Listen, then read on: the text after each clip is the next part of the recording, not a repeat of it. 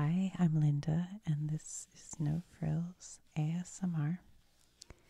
I just filmed a video kind of talking about West Side Story, but I thought maybe we should just read the liner notes. So if you enjoy just reading, stick around.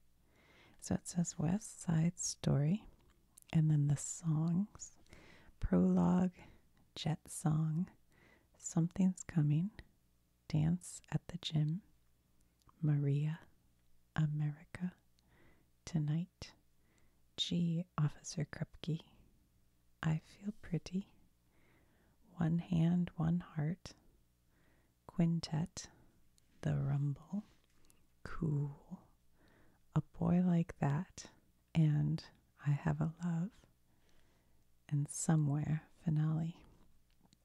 And here's the synopsis.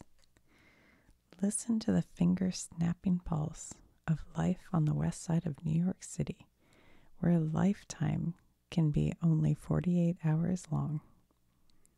Riff is the leader of the Jets.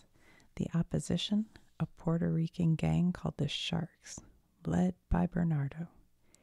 Inevitably, it adds up to a rumble. They'll set the date at a dance, but there's nothing to worry about because the Jets are the greatest. Riff and his best friend Tony founded the Jets together. Lately, Tony's been drifting away from the Jets. He's even taken a job at Doc's candy store. Riff goes to the candy store and persuades reluctant Tony to come to the dance. Perhaps there he'll discover someone special. For Maria, the dance is also very important. It has been 1 month since her brother Bernardo brought her to America. But do I ever even touch excitement, she asks. She asks Bernardo's girlfriend, Anita. The dance begins fairly well, but when Bernardo arrives with Anita, Maria, and Chino, the boy Maria is to marry, the dance becomes a competition between the Jets and the Sharks. During the unspoken but furious rivalry of steps, Tony arrives. From opposite sides of the gym, he and Maria see each other for the first magic time. Later, Tony walks through the streets, lost in a dream, thinking only of the girl he just met. At the dance, as planned, Bernardo has been challenged to a rumble. As Bernardo and the other Sharks bid goodnight to the girls, a sardonic argument ensues, the girls pretending to stress the virtues of life in the new country, while the boys poke fun at their teasing comments. When they are gone, Maria hears a voice from outside her window. It's Tony. She goes out onto the fire escape, and he climbs up to join her. For the moment, they forget their problems. They will meet again tomorrow evening at the bridal shop where Maria works. At Doc's candy store, where a war council is to take place, Riff and his Jets are visited by Officer Krupke, the cop on the beat who warns the boys not to cause trouble. When he leaves, the Jets lampoon him. Maria is in a gay mood at the bridal shop when Tony comes to meet her the next day. He tells her that he has changed the rumble to a mere fist fight for her, but she makes him promise to stop the fight altogether. Before Tony goes to the rumble, he and Maria pretend for a moment that the bridal clothes in the shop are for them. The rumble is about to begin. The place is a dead end under the highway. Tony attempts to reconcile the two factions, but Bernardo insults him. Riff leaps forward and belts Bernardo. In the fight that follows, the forbidden knives appear, and Riff is killed by Bernardo. Tony now scoops up Riff's blade, stabs Bernardo, and the rumble ends with the scream of the police siren. Tony flees to Maria on the rooftop. She has already heard that he killed her brother, but she cannot hate him. "It's not us, it's everything around us," she cries. And Tony tries to reassure her. Together they envision a place where they can be free from prejudices. The Jets, now commanded by ICE, are determined to protect Tony, particularly from Chino, who is searching for him with a gun. The sorrowing Anita accuses Maria, but Maria's love for Tony wins over even Anita, who agrees to find Tony at Doc's candy store, where he's hiding, to tell him that Maria will join him. At the candy store, Anita is mauled by the Jets before she can even see Tony. In a rage, she delivers another message. Tell him Chino found out about them and shot her. She's dead. Doc relays this to Tony, who walks numbly into the streets calling, "Come and get me too, Chino." Suddenly he stops as he sees a dim figure across the darkness of the playground. Maria. As he starts towards her, unbelieving, another figure steps out of the shadows. Chino points his gun and fires. Tony stumbles, and Maria, who has been running to catch him, catches him. He dies in her arms. Behind them, the two gangs form and begin to close on each other.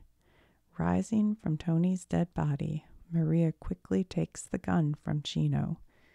"You all killed him," she accuses, "and my brother and Riff too." She hurls the gun away. Holding Tony again, she whispers softly, "Te adoro, Anton." At last she lifts her tear-streaked face proudly and turns to follow Tony's body as it is borne off by the Jets and the Sharks. The rivals appear, for the moment at least, to have found understanding in tragedy.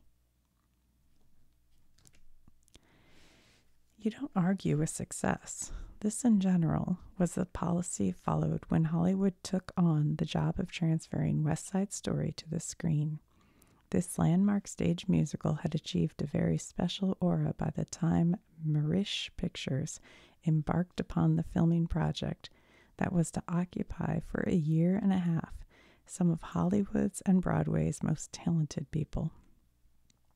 Something new and different had hit Broadway a few years before, a contemporary Romeo and Juliet story that also mirrored seething problems brought on by juvenile gang warfare and the sudden influx of Puerto Ricans into the life of New York City. Here was a serious musical, stylishly staged in fluid, semi-abstract patterns. The music, lyrics, and the dance elements blended to create moods that ranged from lyricism to humor, from savagery to tragedy. Hollywood, for all its experience in turning out musicals, had no parallels for West Side Story. For one thing, it was more musical than its predecessors. For purposes of comparison, note that West Side Story contains nearly twice as much music as the average Hollywood musical. Because the striking ballet sequences had been so important in the original, their creator, Jerome Robbins, was asked to step in as co-director of the film. Robbins, as any dancer who has worked for him will tell you, is a tough taskmaster. He demands discipline and precision. His choreography asks for the utmost from dancers. Mirisch Pictures broke with Hollywood tradition by giving Robbins 10 weeks of rehearsal time. After completing the dance sequences, he stayed with the film through the editing and cutting stages. Experienced members of West Side Story companies in New York and London were recruited. Others came from the Hollywood list, all eager to undergo the Robbins experience. certain aesthetic questions cropped up long before the cameras began to run.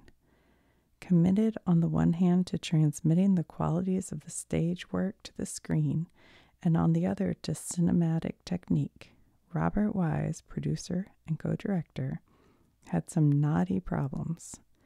The bold and admirable Oliver Smith sets had to be struck. So far as filming was concerned, the abstracted background has never really worked in motion pictures. It tends to seem arty and unreal. Robert Wise and his art director Boris Levin decided upon what they termed dramatized realism, and they further decided that the exciting dance prologue, that frenetic, menacing, finger-snapping ballet which opens the play, could be done on location in the heart of Manhattan. Here was another break from convention. Film musicals have almost invariably been made in the controlled conditions of the studio. Exceptions were the second unit background for South Pacific and Carousel landscape sequences in Oklahoma. But nothing so drastically different had been tried as when Robbins and Wise set their dancers in rhythmic leaps on the pavement of West 68th Street in Manhattan. The street, by the way, no longer exists. Scheduled to be part of the Lincoln Center renewal project, demolition of the buildings was held up until the film was finished. The Leonard Bernstein score, pre-recorded, echoed through the street for days on end, while Robert Wise and his camera crew anxiously scanned the skies for the appropriate amount of light. A school playground was taken over too, and some former gang members were employed to keep curious onlookers out of camera range. Considerable in view of the wide-angle Panavision 70 system that was being employed. Once he began peering through the viewfinder, Robbins discovered that his choreography needed adapting. The first sequence of ballet movements, he said, took only 15 seconds on the stage. The same basic idea took 45 seconds in the movie. Why? Getting the movie audience to accept our particular frame of reference, I felt that it would take me much longer in movie terms to seduce an audience, to adjust them to the atmosphere, to train their eyes on what we wanted them to see, and to gain the proper emotional reaction. Robert Wise came up with an opening. You'll remember if you saw the stage work.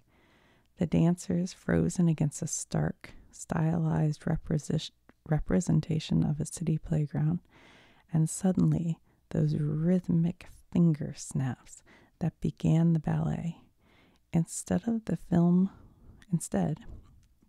opens with a straight-down helicopter view of the city, followed by quick cuts to lower and lower levels until the audience sees a particular pattern of West Side streets, a particular playground, and none of these familiar titles and credits to disturb the silence.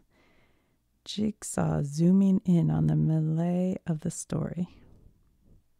Then close up on Russ Tamblyn as Riff, leader of the Jets, and snap.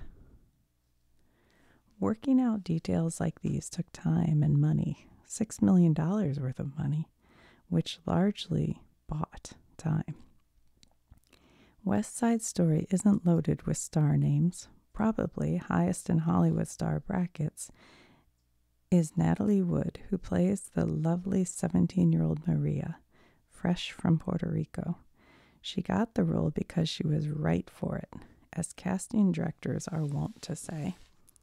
Richard Beymer, who plays her young doomed lover Tony, is well known too, as is Rita Moreno, the Puerto Rican firebrand Anita. Bringing added freshness to the film are some new names and faces who, because of their work in West Side Story, will undoubtedly be heard from again. George Chakiris, Tucker Smith, and Tony Mordente. Back in Hollywood, after 5 weeks in New York, the sets were ready for more long months of work. Boris Levin had taken seriously his job of dramatizing the environment of the story. He did it in terms of brick and iron. His idea: use more brick if necessary. Build the fire escapes narrower and tighter. Let the walls of the buildings loom over the alleys, closing in Tony and Maria, making their desire for a better environment even more poignant. Long before filming began, Ernest Lehman, assigned to the script, went with Robert Wise to investigate the turf out of which sprang the fictional Puerto Rican Sharks and their more native rivals, the Jets. They roamed the West Side, talked to delinquents pointed out to them by New York detectives, investigated the social and psychological conditions that produced gang warfare, went so far as to study the speech patterns of the young toughs. We got so caught up in the subject, Lehman admitted, that finally Bob Wise said to me, "Look, Gurney, we're not doing the definitive study of Puerto Rican problems in New York. We're making a musical, and we've already got something awfully good to go on." That settled me down. I went back to Hollywood determined to make sure that what was good in the play wasn't going to be changed by the new writer, namely myself. Of necessity, there were changes. With the intermission between acts eliminated, one rising line of tension from beginning to end was required. The neatest solution, resulting in almost no change in the text, was a juxtaposition of musical numbers. Maria originally sang "I Feel Pretty" in the second act. The mood of the song seemed more appropriate at an earlier point in the movie. On the other hand, "Cool" was moved to a later and more tense moment. The America number, originally sung by Anita and 2 of her Puerto Rican girlfriends, could be taken away from the harsh scrim against which it had played on the stage and moved to a rooftop setting. A new production number resulted, with members of the Sharks joining in with added verses that established more clearly the Puerto Rican point of view. For balance, the Officer Krupke number was moved up. The American kids give their answer. Protector of the music was the experienced Saul Chaplin, associate producer and musical supervisor, and a longtime friend of Leonard Bernstein, with whom he was associated for On the Town. He enlisted Bernstein to write the additional music required for the lengthier prologue and to write portions where songs had to be shortened or lengthened. Chaplin was also responsible for reorchestrating the musical material because of the larger forces available for the soundtrack. Bernstein wrote for a maximum of 25 musicians in the pit. For the film, this number could be swelled to as many as 70 for some sequences. Chaplin's supervision involved the complicated process of stereophonic editing and recording. Once the Panavision 70 system had been chosen for the big screen, presentation of West Side Story for the big screen, Robert Wise decided to go all out to discover its capabilities. The hullabaloo about big screen has died down, of course, and now that it has, Panavision 70 is quietly emerging as the favorite of the more knowledgeable directors. It is relatively uncumbersome. The film is quite fast and brilliantly clear screen image emerges on a well-proportioned frame size. Wise advised his laboratory assistants to experiment with color effects. If they worked, they might be used. One that worked especially well was a striking dissolve from the dressmaker's shop where Maria begins to twirl happily in anticipation of the dance she will attend that night. to the community church hall where the dance is in progress. An almost abstract whirl of color and movement establishes the high-spirited atmosphere. Never before has Hollywood gone to such lengths to preserve an original work. In the transfer from stage to screen, audience that have been stirred by West Side Story on the stage will find equal excitement in the film. Hollis Albert.